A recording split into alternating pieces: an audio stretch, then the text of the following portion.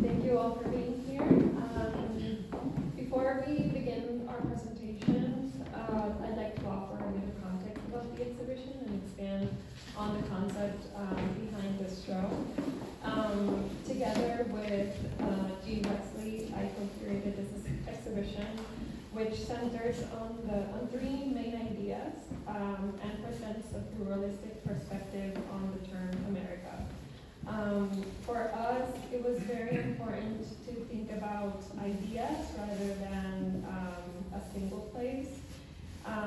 Even as the exhibition includes works from North, Central, South America, and as well as the Caribbean, we ask ourselves, who is America for, and who does it belong to? As I mentioned, rather than focusing on geographic divisions between North and South, we wanted to highlight the many Americas we come from, especially in the context of New York, a city that embodies diasporic exchange and multiplicity. The first being focused on the past and the present, historical events across the Americas, and thinking about imperial legacies, but also emancipatory histories, and the right for autodetermination as peoples. The second is focused on tradition and indigenous knowledge, thinking also about refusal and the role of abstraction. And the third one is thinking about new paths to cartographies and iconographies of nationhood. And as curators, we were interested in disruption and repositioning and the reclamation of our own destinies and history through some of these artworks. So I want to thank all the artists for being here, especially Ronny, Lizania, and Guadalupe. And we'll start with our presentations. Can I get closer? Yes.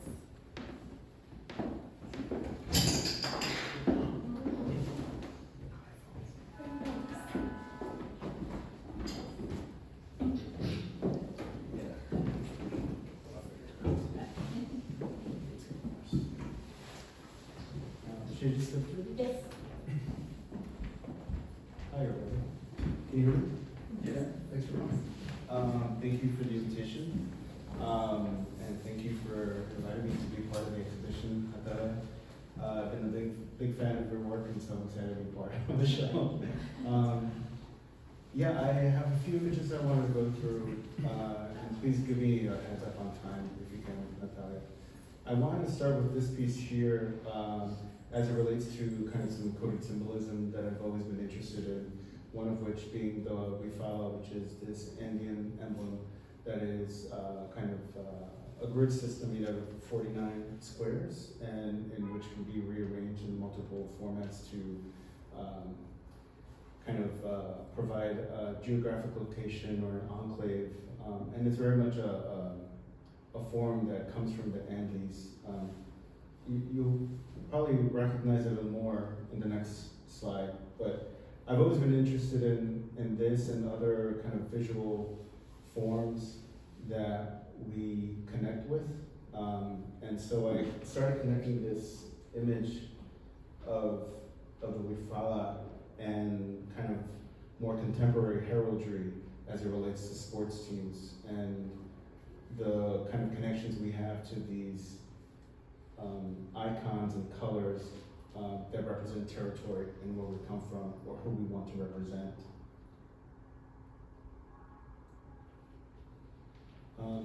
You can see the Wifala above, and so the Wifala, maybe this version of it is the most popular one because it's been used to represent a lot of social movements within indigenous cultures in the Andes, but it also was very popular to represent the four territories of the Inca Empire before conquest. And so I've been interested in the Wifala as this tribute to a space and time before conquest, but also kind of abstraction within textiles and lineage, especially. And so when I was invited in 2017, at the Queens Museum for my first solo museum show, I incorporated it to represent and to reflect the communities that exist around the Queens Museum in Flushing Meadows Park, which is a heavily Latin American migrant community. And below it are, what you see here is a very fragmented drawing of basketball court, tennis court, soccer field, various games that you would be able to play on a gymnasium floor. And so this was another kind of outward tribute to the people that create these games, that activate space like a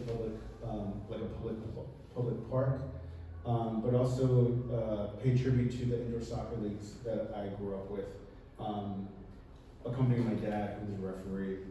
And my connection to sports is really driven by my connection to my dad, who's a former soccer player in Ecuador. And a lot of these kinds of abstractions of space come from this very informative moment growing up. Kind of fast forward to 2022, this way of paying tribute and giving that space to an active participation of some sort to the viewer or to people invited to the space has really developed.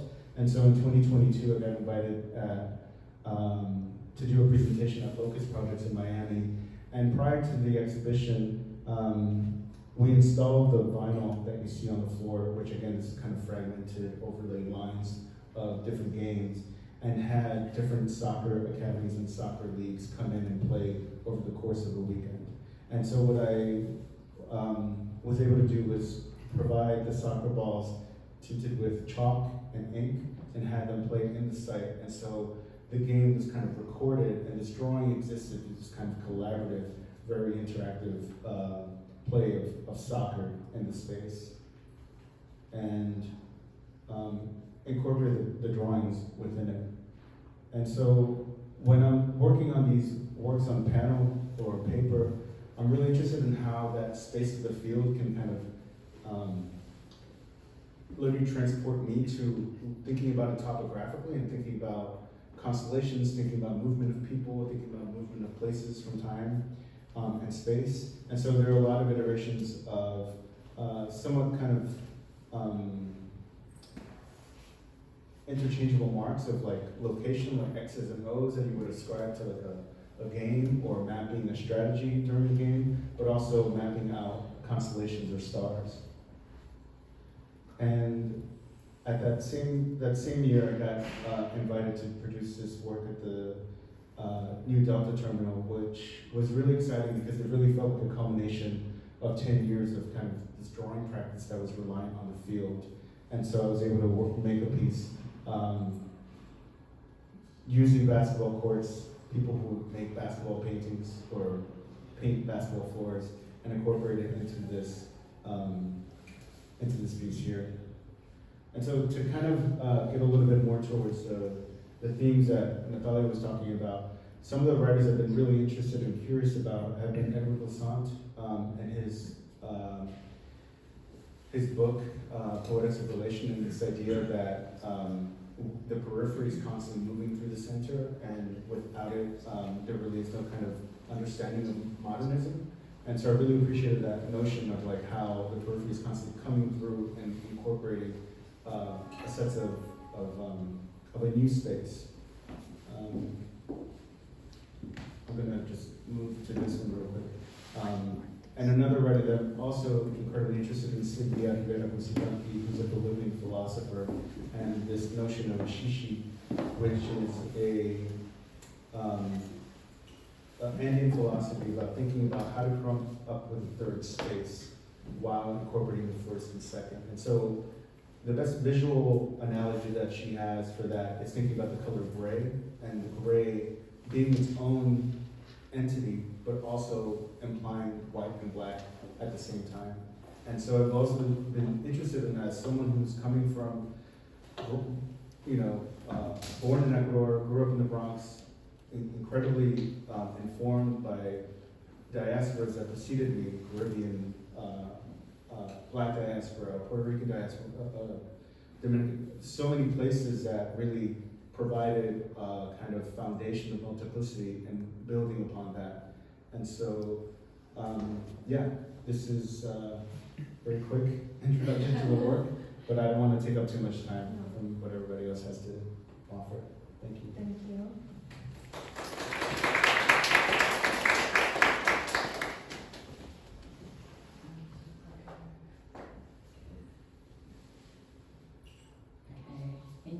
Thank you. It's so exciting to be here. Thank you so much, Natalia, for inviting me. And also, it's like a true honor because I am sitting between two people that mentored me at one point in my practice.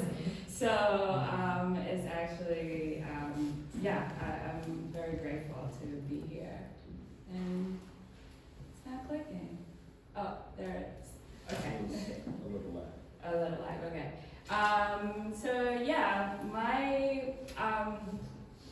My practice is really centered in people and oral history and inquiry. I work on usually long-term projects, and that meaning spans of years from 7 to 8 to 9 years.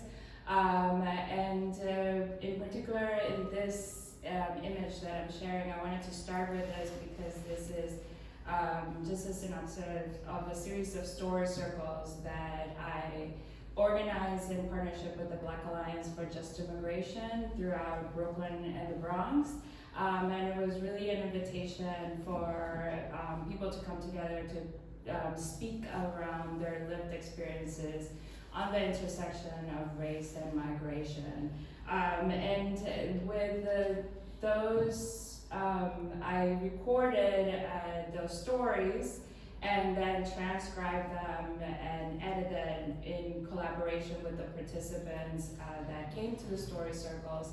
And then those became zines that I activated in a public newsstand that I would take around in the sidewalk. I invited other artists, bring music, food, and it was a really kind of a moment to reclaim the space with these stories. So this project, this body of work was titled We the News, and it really came from the impetus of like thinking through what would it be like to tell the stories from our perspective, from the eye, rather than any other kind of media outlet.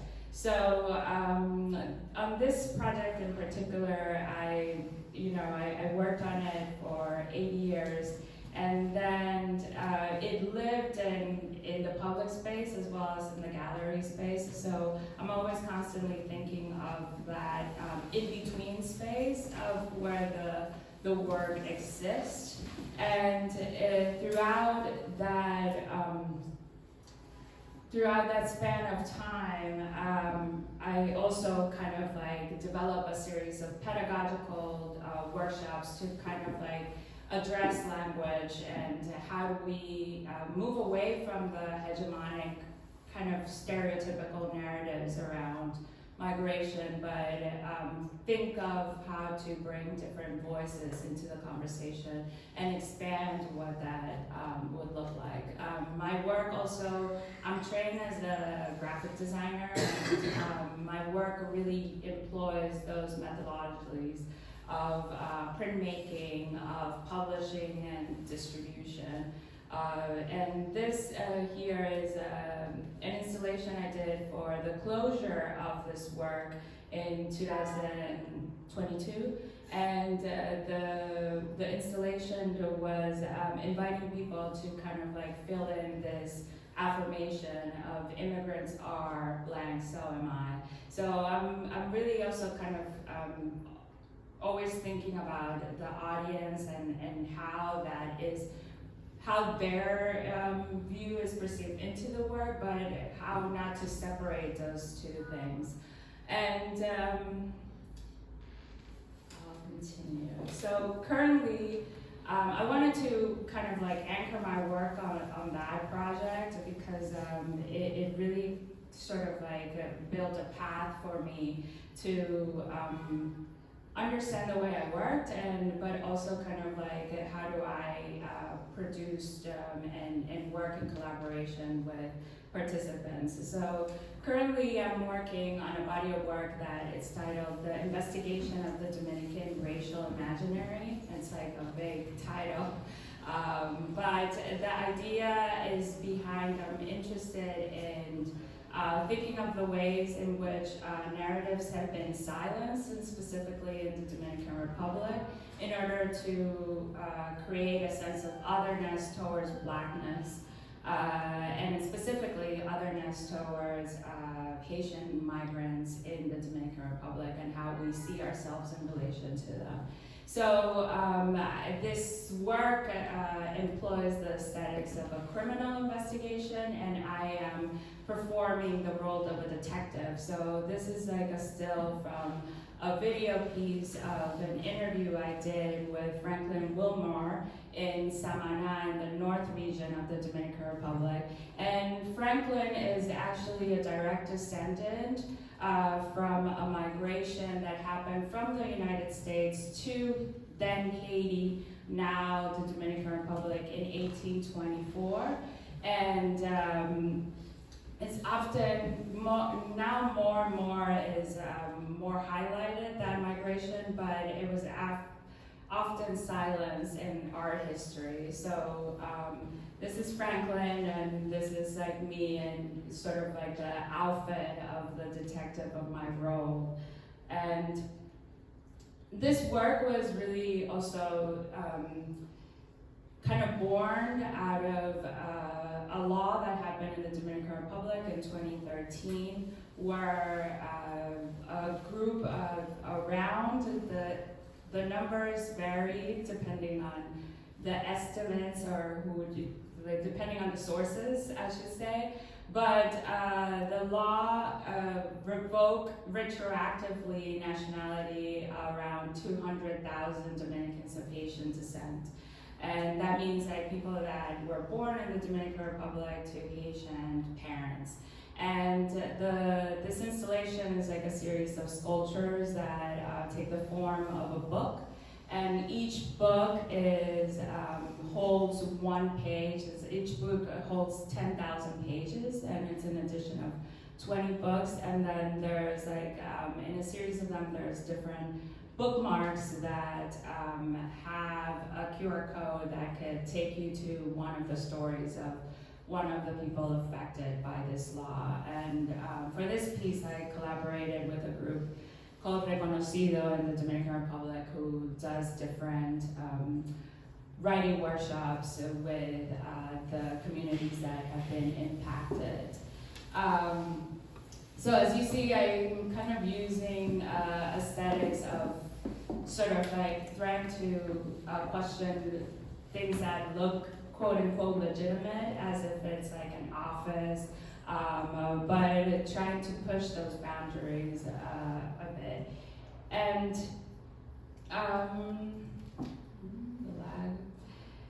And I don't necessarily want to I want to also kind of like highlight the people that have as well resisted throughout those many years.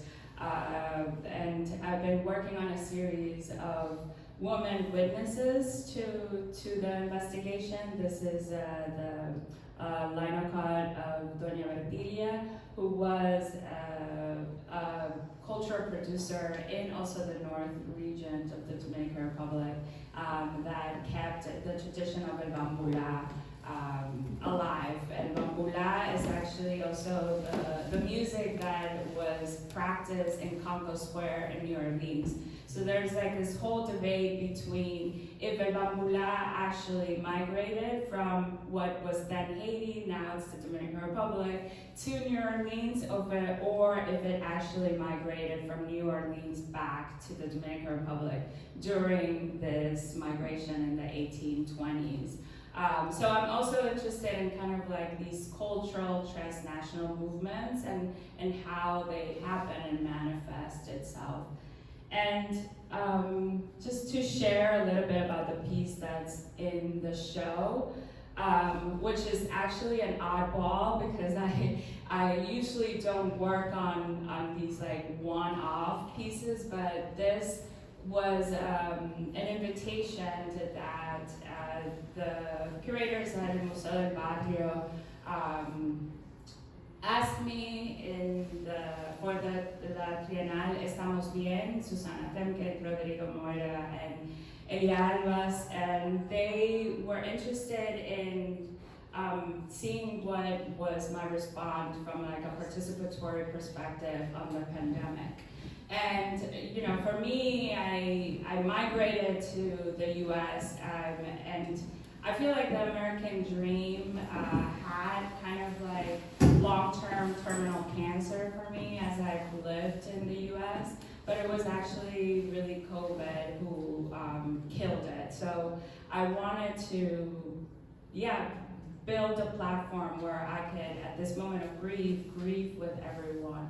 So the project was launched as a website where we gathered stories for 6 months, and I asked people this question of when and how the American dream died for them, and then people were able to upload an image or like a short story of 200 words. And then all the stories that were collected, well, not necessarily all the stories, but the stories that were agreed upon to be published in the newspaper are the ones that are then published in the installation. And that's a little bit about how it worked in my work. Thank you.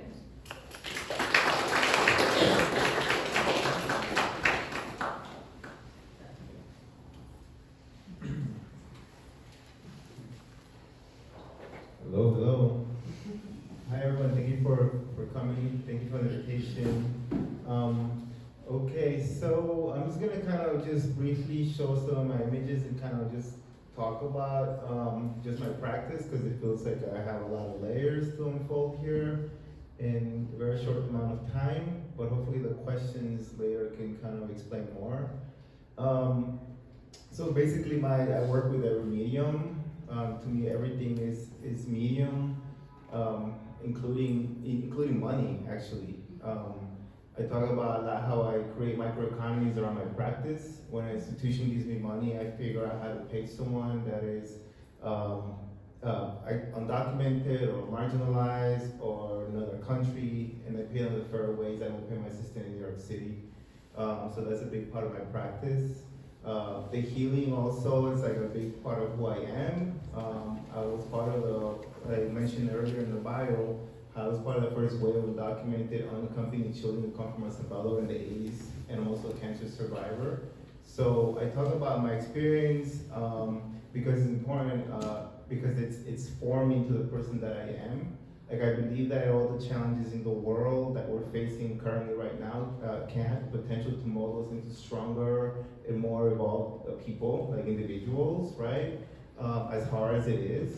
So for me, my journey with cancer, experiencing a war or as a child, all these things kind of form me into the person that I am.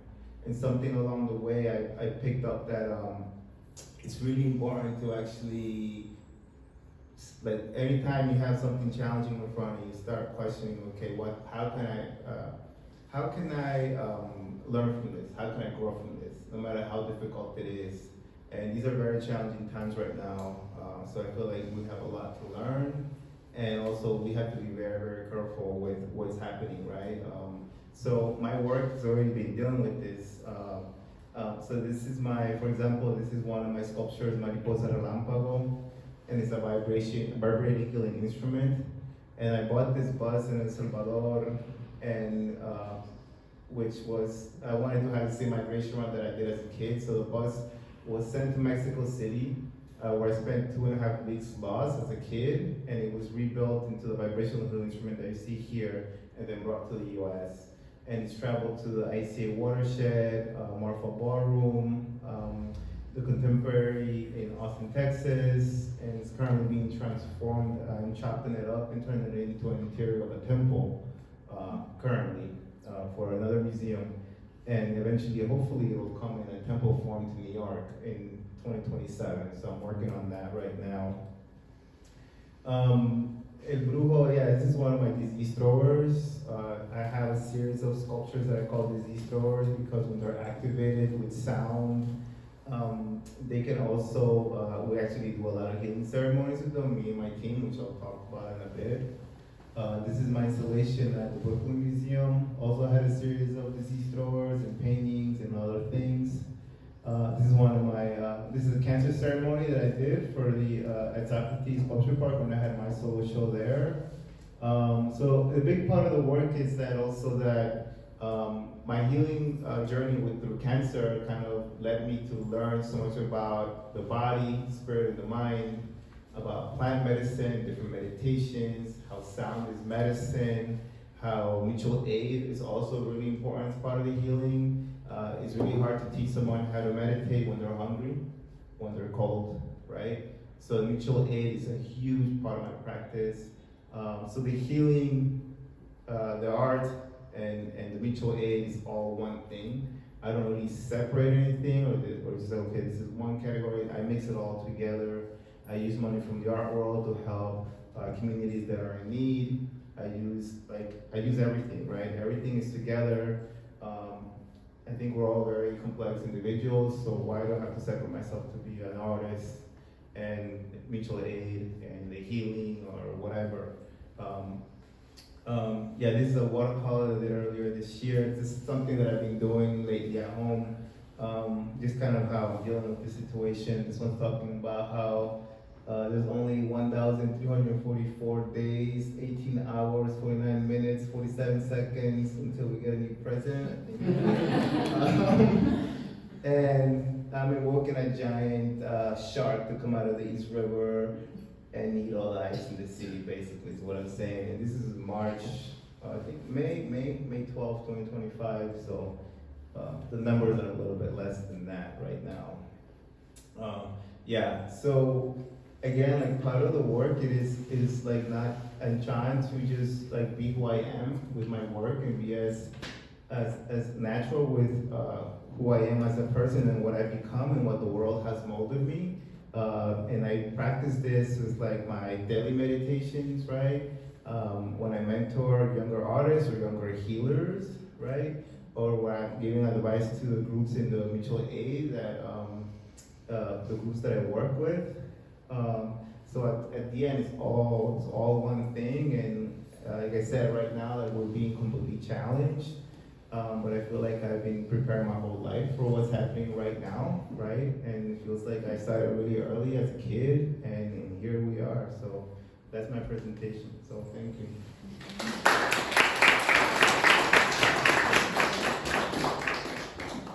Thank you so much. So I wanted to go back to the pieces in the show and ask a general question to each one of you. I think that some of you discussed this already, but what was the origin of each of your pieces in the show? Did you take from an image or, a memory, particular history? Is it a political question? And what materials or techniques did you use and why? And how those formal decisions help you convey your ideas?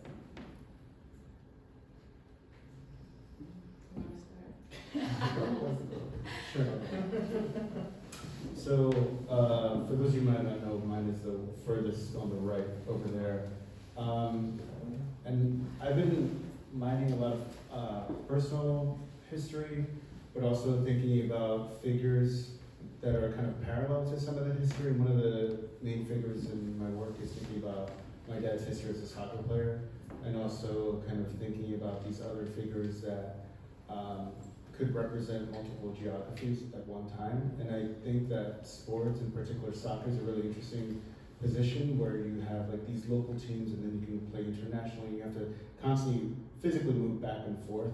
And so there's this Afro-Ecuadorian player who's the most famous player in Ecuador, Alberto Spencer, whose parents were from Jamaica. His dad was Jamaican, his mom was Afro-Ecuadorian, and grew up in Ecuador and made his name in Ecuador and in Uruguay.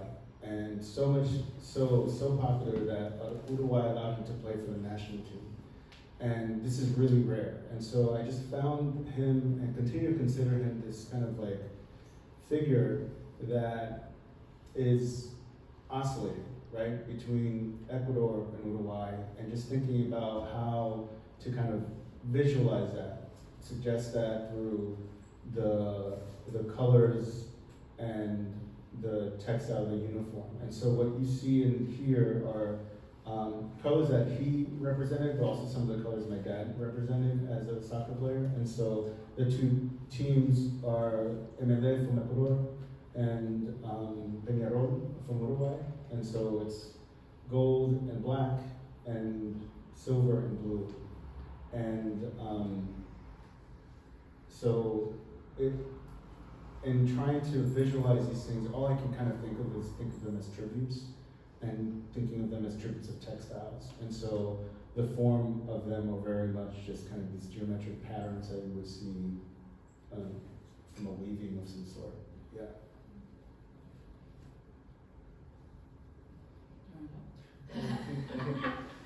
Okay, hello.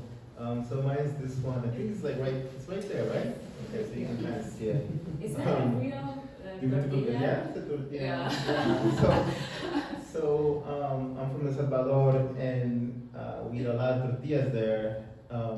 And they found this kind of Mayan, I guess, ruin that had these petrified, like 2,000-year-old tortillas. And I was like, how did that happen? So then I started experimenting, got a dehydrator, like one of these machines, and I started putting tortillas in there. And after I think 42 hours in there, I at first they were cracking because I was overdoing it, but eventually I got the right timing. And then I got them to actually dehydrate completely without cracking. And once I got that, I was able to actually make a little painting on top of it. And it's been there for a while already. I think I made that a couple years ago. So it's not, it might last 2,000 years. 2020. Okay, yeah, so it's been there. Tortilla's been there for 5 years already. So that's pretty good. And it has a symbol of a scorpion because I think it was during the Scorpio season when I was making that piece. But the line drawing itself that you see there is a game called Chupa Chuca. And it's a drawing game from El Salvador. And basically this game, as a kid, I used to play it on a piece of paper, and you put pairs of numbers, and you take turns with someone else, and you kind of try to connect one number to the next, and the other person connects the other pairs of numbers, and it starts to form this kind of topographical kind of mapping. To me, it's almost like a fingerprint between two people that are playing. And yeah, we never know which pattern it's going to take. The only rule is that the lines don't touch, so you can kind of go around them. What's very significant for me is that when I was escaping the Civil War by land, it was a 2.5-month journey, and I would play the game with the coyote or other children that were traveling with me. So in a way, I was going through lots of very difficult time, but as a kid, that's how I was coping with it, through drawing. And I remember playing this, I had a little notebook with so many drawings that I played with everyone. So now it's a big part of my installations, actually play the game on the walls. And again, I talked about microeconomy before. It's I always get institutions to pay someone who's undocumented to play the game with me for a few hours. So now I play this game in the walls of the museums, usually, or the galleries. We paint the walls a particular color, and during the install, we actually play the game. And what's been really special is that I've been kind of traveling all over the world playing this game. And for example, when I was in North Korea in the Kwanju Biennial, I actually played with someone that had defected from North Korea. And the museum I guess the biennial got her to play with me. When I was in São Paulo for the biennial there, I played with someone that was a refugee from Ghana. My show last year, Pyodoyi, I played with a woman who had escaped from the Taliban in Afghanistan. So again, we're doing this behind the scenes and we start connecting. And here I'm trying to figure out new ways to maybe even help or figure out how to just get them settled into the country. Just last month, I played with someone from Venezuela when I have a social in Bogota, in Colombia right now. And he just had gotten to Colombia, so I was able to get him some clippers which to put here in Venezuela and just try to give him advice on to get food from some shelters that are there. And they say so just trying to use the resources of the galleries and the art world to help people is a big part of the practice. And again, I met all those people through playing the same Chupa game, so that's a lot about that. Yeah, so obituaries are in newspapers, or they used to. Not anymore, maybe as much, but as I said, this work was really kind of like a response to the pandemic, and it actually came out of, I was talking to my grandmother and telling her what was going on in New York. This was probably April of 2020. And my grandma was like, how come there's no, what are you talking about? You're in New York. Like, how come there's no resources or where to go? And I was like, yeah, that's the reality of the richest country in the world at the moment. And yeah, like it became sort of like a documentation of like the things that I was thinking through, but also, as I mentioned, I participated in a lot of organizing groups, so I saw it as like an opportunity to lift and bring forward the work of others as well. So in the newspaper, there are like around 200 of the obituaries of participants for the piece, but then I also invited friends, like our friend Natalia Viera was like doing a lot of movement work that it sort of kind of like reflected on how do we despojar the American dream. So there's like an article, a piece that she did. I invited the main organizer of the National Women's Liberation Movement, which is a feminist group that I'm part of, to kind of write about the difficulties of having children in the U.S. and sort of the lack of social programs for that. At the time, too, I was researching Rustin and sort of he was putting a plan forward, or he put a plan forward with Ada Philip Randolph after the 1964 march. That was really thinking about a freedom budget, so basically universal basic income, universal health care, clean air and water for everyone. So it was like a 8 bullet point plan. And so I went to the archives of a speech he gave in Harvard, speaking about the freedom budget. So basically I did a newspaper that housed the obituaries, and that's the form that it took. But again, my practice is really thinking about publishing as like a way of disseminating knowledge and information, and also thinking about kind of like the agitprop of publishing. So I'm not really thinking that it will only live in the gallery space, but that it could be in the desk or in the house of someone that would fully read it. So. Thank you.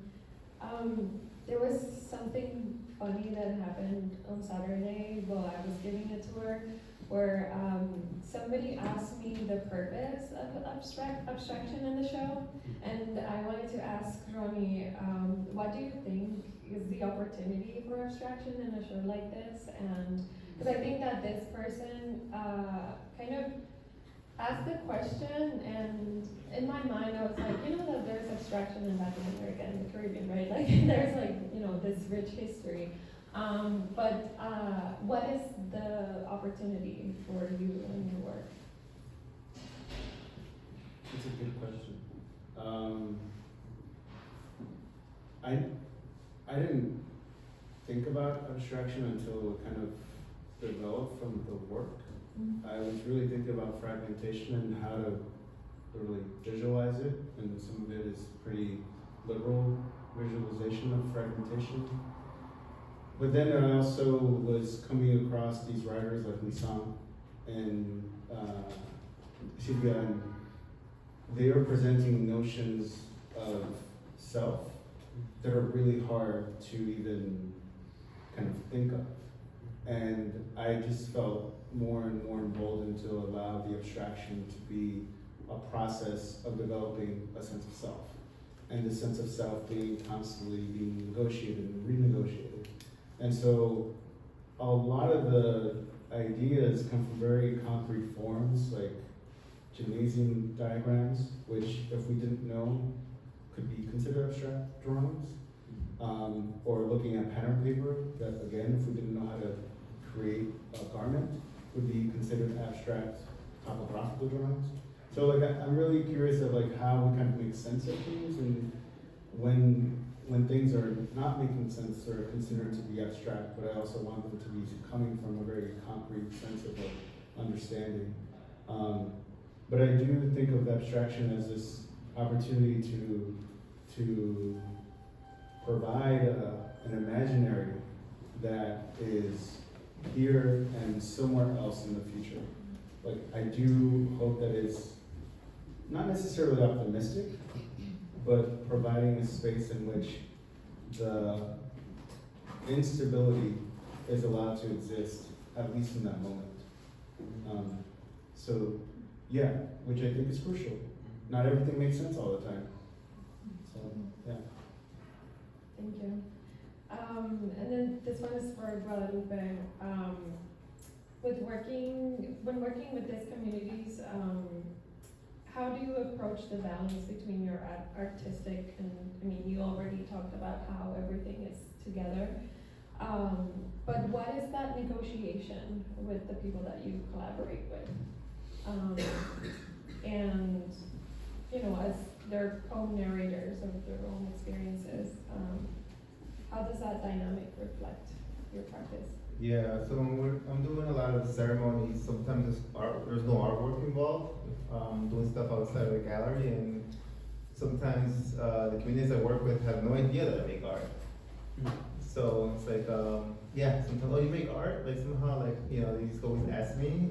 Just like, because I'm just like, you know, being active with mutual aid and the healing work with them. So that's like something that, yeah, sometimes it does blend in together, but there's moments that don't. Like, for example, I've been working as a volunteer at this church for the last 5 years in Bay Ridge, Brooklyn, and which actually we have a sound bath on Saturday, and also I'm organizing just a workshop training about what to do if you encounter ice, right? So I have a lawyer that's going to be there with us. The pastor has a lot of experience, and people, a few other professionals, and some advice that I can give as well. So we're going to come together and speak about what's happening right now and the various ways to protect yourself and others. But again, like a lot of this has to do with like the art is also. I was talking about how my art is actually a Trojan horse to healing and mutual aid for me, right? Because people, like, I come out with this Mariposa Lampago bus and people are really excited about it. Next thing you know, they're like inside of it and we're doing an activation and they're just like touching maybe a spiritual part that they didn't even know about, right? And then maybe they start meditating after that. Or they go to one of my shows in the museum and then they find out I'm doing this mutual aid work, and then they're literally sending me messages on Instagram asking me to volunteer also with me and the team. So it's like, it's a good way to kind of to communicate with different communities that are around me in different ways, you know? So, yeah. And I think that also connects to the work of Lizania, you know, thinking about access to information that is not necessarily available to us, thinking about how you work with archives. Can you describe or, you know, just explain a little bit more about your performance practice and how does that shape your ideas around access, and how does the archive figure into that? I mean, yeah, like I'm constantly, I guess, negotiating how, and the way I insert myself as, like as a performer in the work is to kind of like build that negotiation within. So usually, you know, I've I think I tried the best to sort of create agreements between the participants and the people that I collaborate with, and then in relation to the archive, it's interesting because I use the archive as like a point of inquiry and not necessarily as like something that is set in stone. So when, for instance, I've been working on this performance piece that is, I open it up telling everyone that it's not a history class, and then people are able to dictate or share if the archive is important to keep as part of the investigation of the Dominican racial imaginary. Because eventually, whenever I finish this work, I want to create a trial that is like a performance trial and a mock-up of like a trial and a jury and that dynamic. So I'm trying to bring people into creating inquiry into the archive and questioning the archive, and I'm just there as a facilitator.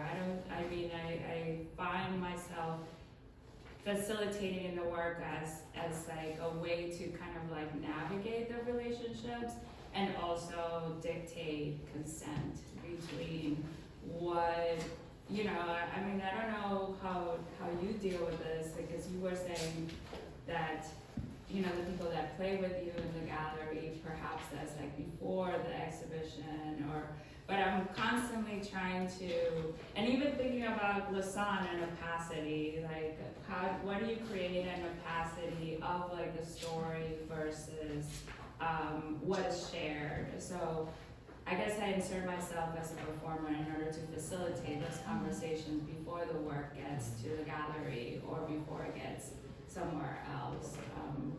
I don't know if that answered your question a little bit, but. No, yeah, but now I have another question about like the negotiation, about like, this is also real people dealing with their own stories, and there's, safety involved sometimes. Like how do you deal with that also? Like, and this is another question maybe layered, but is the art world ready to have that conversation, or like step into, if there's something with I don't know, do you have any experiences with, this is for Guadalupe, but like I'm thinking about, everybody. Go for it. That's great. Is your hour ready? They're not ready. No, we're not ready, but like what do you do? Like, it's a real question. What do you do in a moment like that? Yeah, no, I mean, it's a lot of times I don't know, like it's just, there's so many things that I feel like the art world's really not ready for that we try, and sometimes we get a pass and sometimes we don't. Even when I was in the show with Ronny, with Marcela Guerrero at the Whitney, they were making a big deal about putting translation, Spanish translation at the museum, right? And that's been happening in Los Angeles for a very, very long time in other cities. But I was like, wow, like why does this have to be like why do I have to have a big meeting about having Spanish translations on the wall, right? That's kind of crazy. But it's kind of like, I guess the more we go forward, like I think our role as artists is like, just kind of naturally happens that we just try to kind of, I want to stage my shows all the time in museums. So, we don't do that. I said, well, we're going to have to. So we have to figure it out. And some museums, eventually they say yes, but there's been a few that are like, there's no way. You have to call the fire department, turn on the sprinkler system. Of course I get it, but it's like little things like that, right? There's so many like little, they're small, but they're also big gestures that are important. Like the translations on the wall, or having the ability to stage my spaces before the show opens, or doing the ceremonies as well. There's like a lot of things that I feel like that I keep trying, and sometimes with the support of the curators having my back, it's been really beautiful how much I've gotten away with. Like for example, like for the Brooklyn Museum show that I showed earlier, Jeannie side was amazing because I was actually able to bring a curandera to bless some of the objects that were in the show, that were part of the museum collection. There were Mayan objects that were in the show, that we borrowed from the museum, and we were able to use 6 liters of tequila and 6 liters of holy water and just cover the whole floor of the museum of my gallery space, along with so much smoke from the stage and like everything else that curandera burnt that we couldn't even see each other. It was so full of smoke. And I'm still can't get over that we actually did that. But again, it was just like the curator like just like saying, well, who's gonna do this? And like I can't imagine the miraculously that happened in there just to get permission to do that, but we did it. And I mean, it was a ceremony for just the objects and like 3 other people that were there. But yeah, it's just like this constant thing. It's like and to me, I guess the art world's not ready for a lot of things, but I guess it's like it's a role as artists that if we need something, we gotta ask and see what happens. How are we with time? Yeah, okay. Do we have any questions from the audience? Yeah.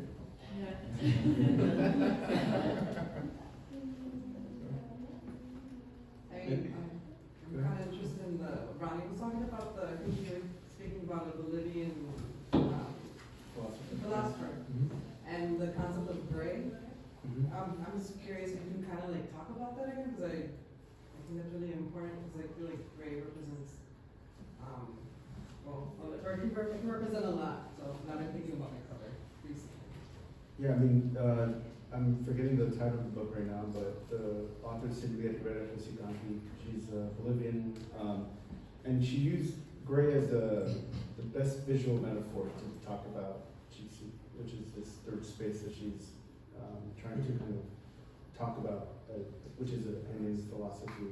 And it's not so much about color, but it's about finding real world things that can kind of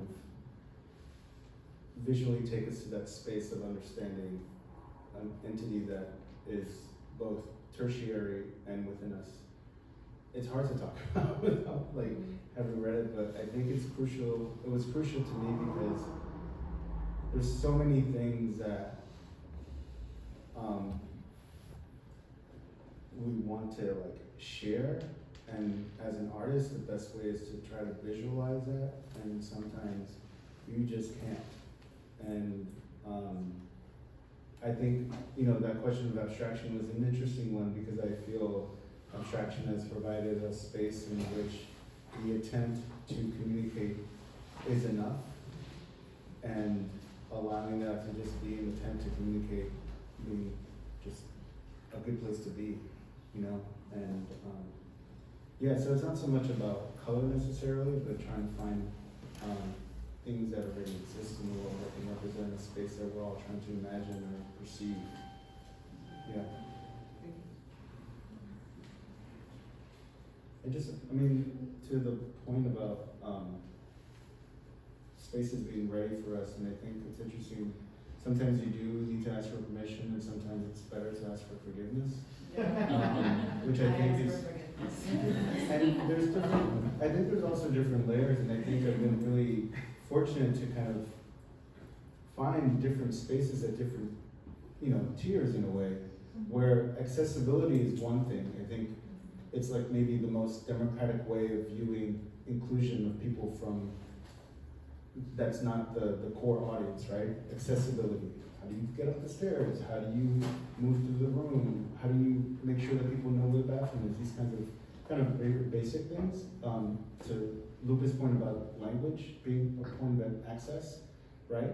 And then there's other moments where the incorporation of this new audience is very different from what the core audience was expecting. So I think there's this like, hopefully, if we keep doing our work and we keep collaborating and understanding that we're not just this one emblem, but we represent this kind of collective vision of what it means to be in a space for healing or a space for sharing stories.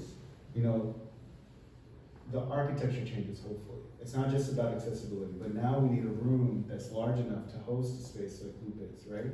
Or now we need to find a way to move the museum outside so that they can we can host a storytelling session, you know? So I think there's different methods and different ways in which we activate those spaces. Sometimes, you know, you can communicate and you have advocates on the other side, but there are moments where you don't ask, you just do it. And, you know, at the same time, some of those things become public knowledge, and sometimes that's when you don't get the exhibition, and no one really knows about it, you know? So, I just wanted to touch a little bit on what Lupe was talking about. Do you think about that, Lizania, when you like put out there like printed matter? Like, is that something that you think about, you know, access, and if something doesn't get to be shown in an exhibition, like, do you also think about the book as an exhibition space, or, you know, space for dissemination? Yeah, absolutely, and I'm constantly also kind of thinking through not only like there's a bunch of things that don't get to that are shared in the space, that like a story circle or something in the street that don't make it to like the publication or the exhibition. But I think of the book as valid as like a gallery space, because it's gonna reach the audience, and it's gonna really come across no matter what. And then I think of sort of just how some different audiences or people have like a different lived experience with the work. Like someone that, for instance, was in a story circle of We the News and saw the project or experienced the project from like when it was that to when it became like this newsstand, it became this different thing, has like a very different perspective on like the work itself. And seeing it in the gallery really doesn't make that much of a difference in that situation. So yeah. Yeah, and I think that there's also like that invisible labor of like creating those relationships and like building on those communities that, we don't think about that. Yeah, and also that's why I said that I usually don't work on like the piece, the obituaries piece is unique in a sense because those relationships take time to build. So it's really hard for me to work on something that involves like a community, and I have to do it in the span of like 6 months. Because it's impossible to build that trust, it's impossible to kind of build that relationship. So that project is unique because of like the way it gathered people online in a different way than in a physical space. I have a question about how you guys met, because you mentioned earlier being like mentors, and you know, the National Academy also has some of that also, and mentorship, and there's a lot of like artists that have been nominated by mentors and all that stuff. So can you discuss a little bit about that and like where and how? When was that program, the immigrant program? What year? So NIFA did this program in They're still doing it. 2018? No. No, it Before was that. before, because I had not done the So, newsstand. yeah, I think I knew about Lizania's work because I was always interested in like designers. I mean, I also do a lot of, I did a lot of design work, and we met through, what is it called? Immigrant Artist Mentorship Program? I think so, At but NIFA? on NIFA, And yeah. so we, that's how I met Lizania, because she was part of the core group that I was mentoring. That was such a strange word. No, it was a great word. Yeah, Word mentor. but it was like, there was like some things that were really pragmatic about budgeting, and a lot of it was very pragmatic about what it means to be artists in the city and what it means to be immigrant artists. And like, we just had conversations about work, We did studio visits, yeah. like how to get paid, like a lot of stuff. So that's how I met Lizania. But I'm pretty sure I was aware of your work before that, because you had done this series I think like Letters to Trump, it was like a Yeah, poster the series we flowers, did. yeah. So I knew about that before we actually started working together. And then we've just stayed in touch ever since. Yeah. Yeah. Yeah. But I don't know how you know. Lupe, and also a mentor. Lupe was the mentor and like the artist I work with for my solo show at Q Art Foundation, and it was really amazing too because like I was starting to work on the investigation, and I had like 2 studio visits before Lupe that were kind of challenging me about the Spanish usage and like this series of Se Buscan Testigos, like how I did this public intervention in the north side of the DR where I was asking people to be witnesses, and I had like all these different questions, and then I was interviewing them on WhatsApp. And yeah, people were coming to the studio. I had 2 curators that were kind of skeptical about the work. And then Lupe came to the studio and was like, this is going in the show. And it's staying in Spanish. And I think like actually it like pushed me to be like, okay, this is my way of working. So I should just like embrace it. So it was like a really kind of meaningful experience for me, yeah. So. And I met Ronny, I don't know, it's in the 90s? No, was it? No, we did I never done him. We did you had a piñata show. And I made a piñata. In the 90s? Yeah. No, it was the 90s. It was in high school. It was 2009. 2009. 2009, okay. There was a 90s. Yeah, it was in 2009. I did this show Right, with Blanca. with Blanca. We invited artists from the city to do a piñata, and then they would offer the piñata. I can't remember, it was a New Year's Eve thing. We did it at the Bronx River Art Center, so that's how I got to know. That was really cool. Yeah. A bunch of artists, everyone designed their own Wonderful. piñata, and you should do that Yeah. again. We should do Yeah, that. that's great. So yeah, a lot. There's like a lot of artists. There's like kind of 20 piñatas. So Yeah. everyone's taking turns at beating piñatas, and it was like. That And would then be you changed catharsis, your name, yeah. and Furley changed your name after Yeah, that. yeah, it was really cool. Really cool. That's how we met. Yeah. That's so cool. I think we have like 5 more minutes. If anyone has a question. Yeah. I'm really curious about how you think about showing work in Latin America and the Caribbean, and if it's different, and if so, how? That's for who? The question? For all of For all of you, yeah, sorry. I'm trying to remember. I think it's only recently I've had opportunities to show Latin America.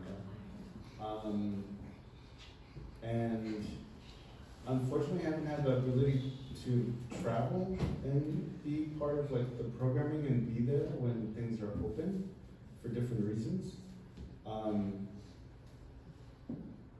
So yeah, I'm sorry, I don't know that I can even answer a question, but I think for me it's always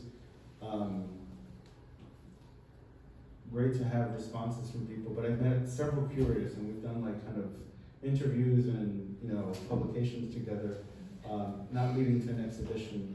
But I think I've really appreciated it, especially meeting Ecuadorian curators where like the connection of the diaspora is really ever present, and knowing that the conversation doesn't feel, just kind of insular or like within the migrant community of the U.S., but that conversation is actually, transponding in a way. So that's actually been really nice to know. Yeah. Yeah, so for me, I mean, I just opened up a solo show in Bogota just like 2 weeks ago. And yeah, no, it's really interesting how, I mean, I feel like everyone needs to heal something to some extent, some more than others.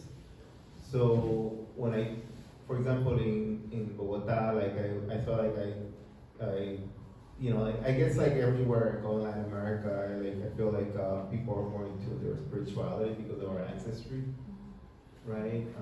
I was in Brazil 2 years ago, and I've never been in a group of people that they were just so synchronized with when I was activating the sculptures and doing ceremonies. I even did it for a group of children with Down syndrome. I mean, it was just like really, they were really in tune, you know, they really, really beautiful. How they responded to the sound, how they spoke to me, how they traveled and their visions and everything afterwards.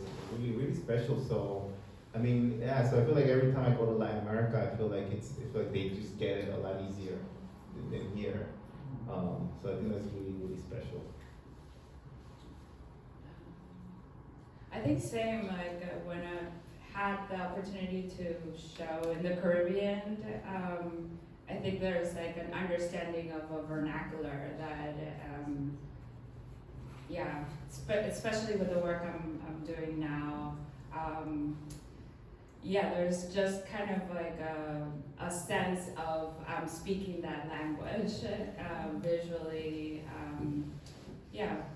So it's been, yeah, it's been like a enriching experience, and I would say similarly to what Ronnie was saying, like sometimes I could get very focused on kind of like the theme of my work and forget that those themes like also replicate elsewhere. So yeah, I've had conversations with people in Mexico City, for instance, where there's like a lot of silencing of like Afro diasporic, and that has also been kind of like, oh, interesting to see how that some of those narratives can also translate to that different space. So, but yeah. Yeah, also I want to say, like also for me, it would be like a dream to go back to El Salvador and do my work there. But because of the political situation, I may never go back to El Salvador, you know, what's happening now. So it actually had Bukele's office invite me to do a solo show over there at the new biblioteca they built. Yeah. And yeah, of course I'm not gonna do it, but especially after sending all the immigrants to the, you know, mega prison over there. So it's just like so many conflicting things, because I would love to be there for my people and just do a lot of union work for the last 40 years of the Civil War and all the gang violence that's gone through there, right? So there's no other place where I could be to do my union work. But unfortunately, with the political situation, yeah, I don't know if in my lifetime I'll ever go back. More questions? Right here. Yeah. Front row. Mike?